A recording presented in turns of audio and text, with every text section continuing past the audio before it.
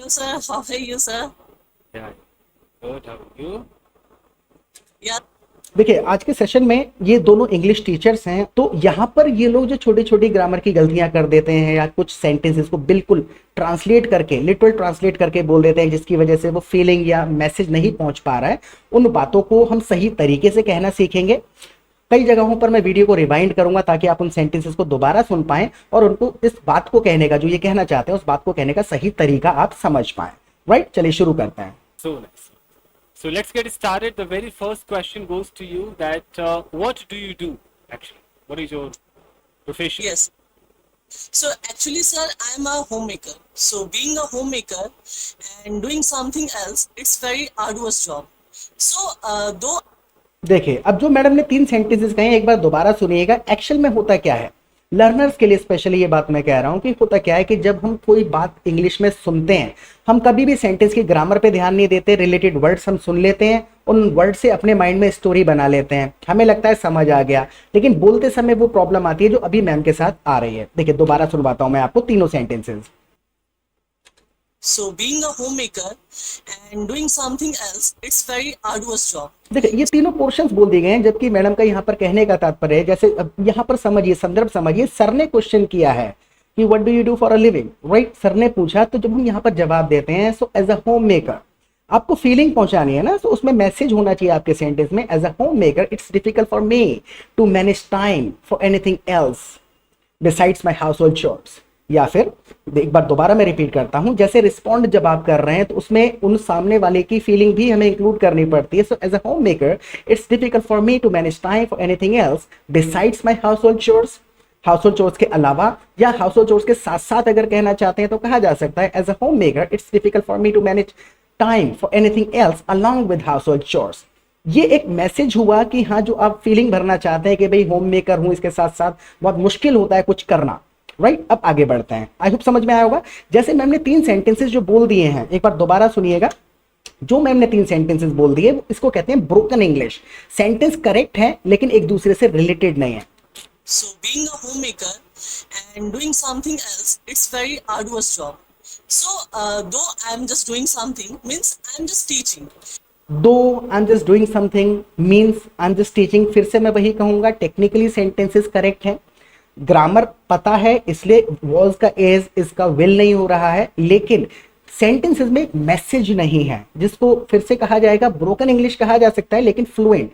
जो हम मैसेज पहुंचाना चाहते हैं, सुनने वाले को स्टोरी बनाना ना पड़े, हम बनी बनाई स्टोरी अपने सेंटेंसेस के थ्रू बताएं, उसको कहते हैं अच्छा फॉर्मेशन या अच्छा स्ट्रक्चर एक सेंटेंस का।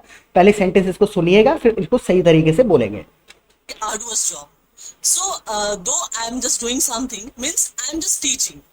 As I learned grammar and according means when I have started my journey English learning, and I have learned this language, and after that I started my own taking classes.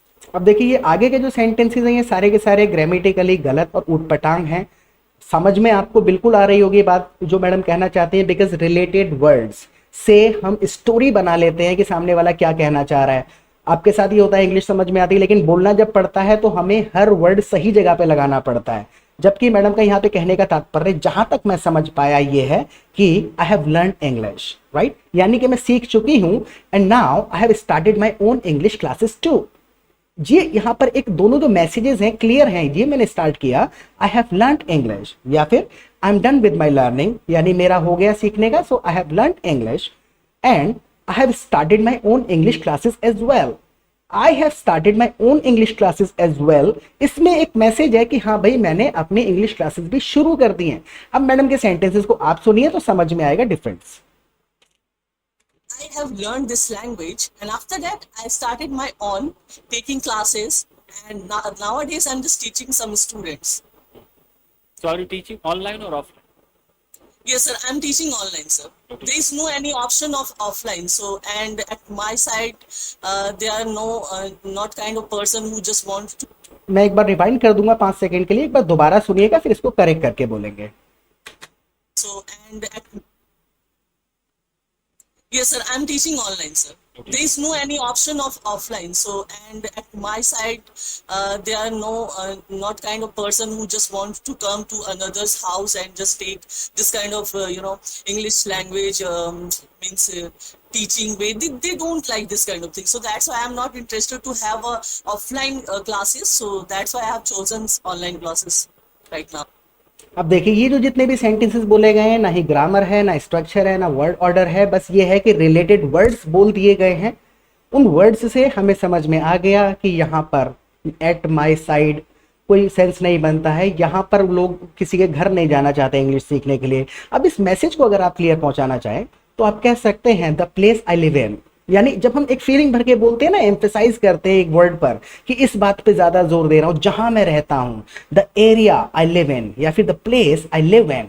People generally don't tend to visit others houses for learning, यानी कि the place I live in, people generally don't want to come to my house for learning English, so I started teaching online classes instead.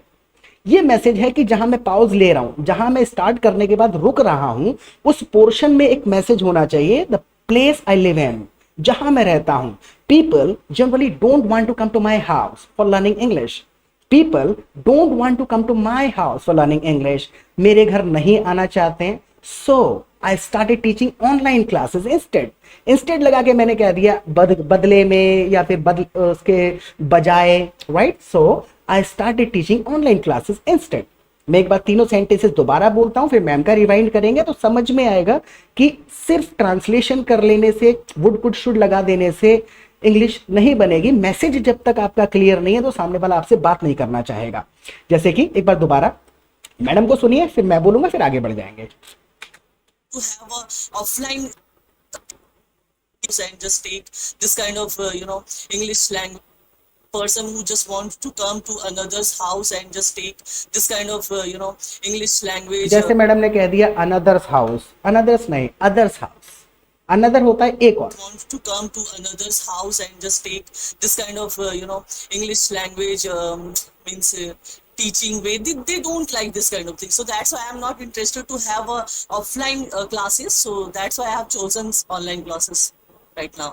So how अब इस बात को मेरे साथ आप repeat करिएगा, मैं एक सेंटेंस दोबारा बोल देता हूं इसी चीज को। जैसे आप एम्फेसाइज करें the place I live in, people don't want to come to my house for learning English, so I decided to teach online classes instead.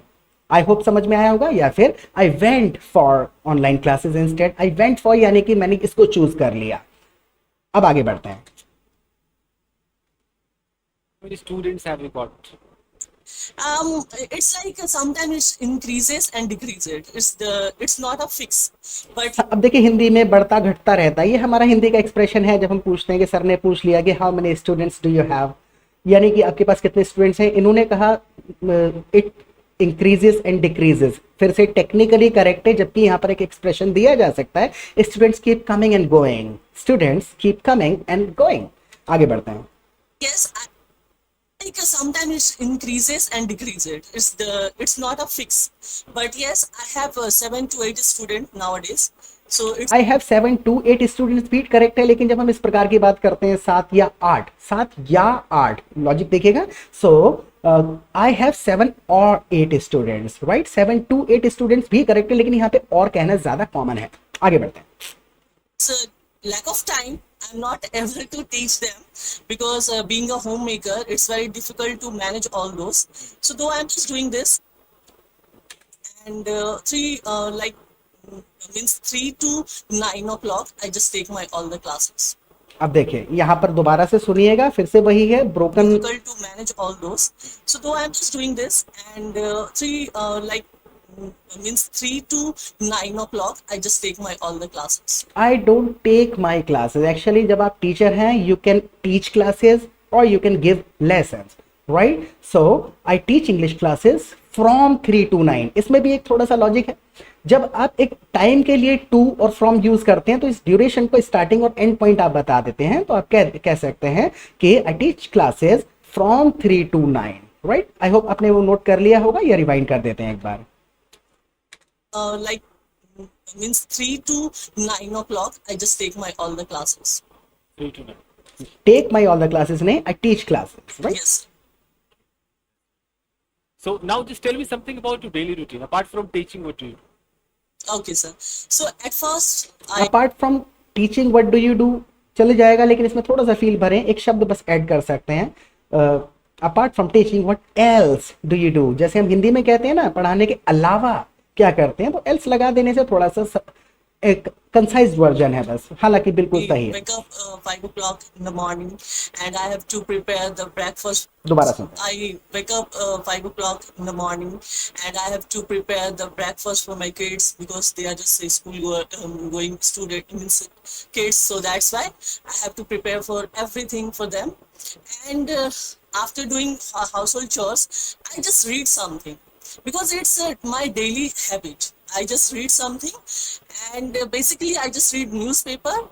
And yes, when I scroll YouTube, I just see those kind of videos which is actually in English, nothing. मैं एक बार दोबारा repeat करता हूँ, छोटी छोटी गलतियां हैं, लिसनिंग स्किल्स इससे बहुत अच्छे होते हैं। आप एक बार खुद से पकड़ने की, कैच करने की कोशिश करिएगा, फिर उसको सही तरीके से बोलेंगे। And basically I just read newspaper. And yes, when I scroll YouTube, When I scroll through YouTube, right? जैसे जब हम यहाँ पर हम स्क्रॉल कर रहे हैं, ये तो अभी टेक्नोलॉजी है, जैसे हम कभी भी पेपर्स को फ्लिप जब करते हैं, सो हम flipping through the pages, right? तो उस संदर्भ में थ्रू कहना ज़्यादा सही रहता है, तो आप कह सकते हैं when I scroll through YouTube videos, right? When I scroll through ना कह करके अगर आप कह देंगे, जैसे मैम ने कहा when I scroll YouTube, you cannot scroll entire YouTube, right? You can scroll through YouTube videos, right?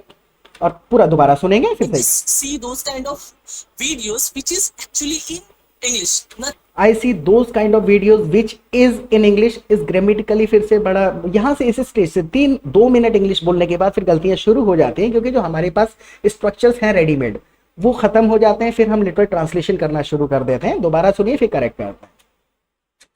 I just see those kind of videos which is actually in English, nothing else.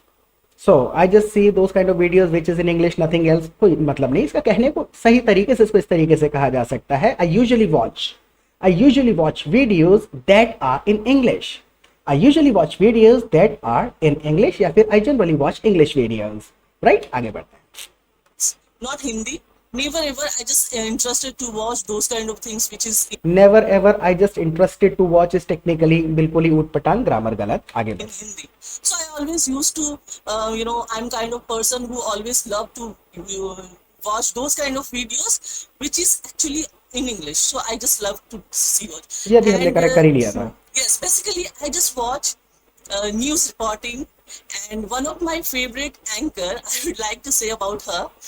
One of my favourite anchors, जब भी हम one of वाला structure use करते हैं तो generally हम ये कह रहे होते हैं बहुत सारों में से कोई एक, जैसे मान के चलिए मैम के बहुत सारे एंकर्स फेवरेट हैं, so one of my favourite anchors, right? Plural कर देते हैं आगे वाले वर्ड को, जैसे कि one of my friends. So एक बार दोबारा सुनिए फिर आगे चलते हैं। News reporting, and one of my favorite anchor I would like to say about her. Her name is Palki Sharma. When she अब देखिए यहाँ पर 3 सेंटेंसेस जो तोड़ तोड़ के अलग अलग पोर्शंस बोल दिए गए हैं, इसी चीज को कहा जा सकता है I would like to tell you about one of my favourite anchors named Palki Sharma. ऐसा नहीं है कि इतने रेडीमेड बने बनाए सेंटेंसेस स्टोरी के तरीके से लिखे जाते हैं, लेकिन यही हमें स्टेज तक पहुंचना है अगर आप फ्लुएंटली अच्छी इंग्लिश बोलना चाहते हैं, आप चाहते हैं कि लोग आपको सुने जब आप इंग्लिश में बात करें, क्योंकि यहाँ पर जो पोर्शन बोला जा रहा है उसमें मैसेज होना चाहिए। ऐसा नहीं होना चाहिए कि आपने 4 टूटे टूटे सेंटेंसेस बोल दिए, अब सामने वाला सोच रहा है कि आप कहना क्या चाह रहे हैं, राइट? संदर्भ तो पता चल रहा है लेकिन मैसेज पता नहीं चल रहा है कि कहना क्या चाह रहे हैं, राइट? आगे बढ़ते हैं। speaks, I just, I can't. मैं रिवाइंड कर देता हूँ फिर आगे बढ़ते हैं। And one of my favorite anchor I would like to say about her. Her name is Palki Sharma.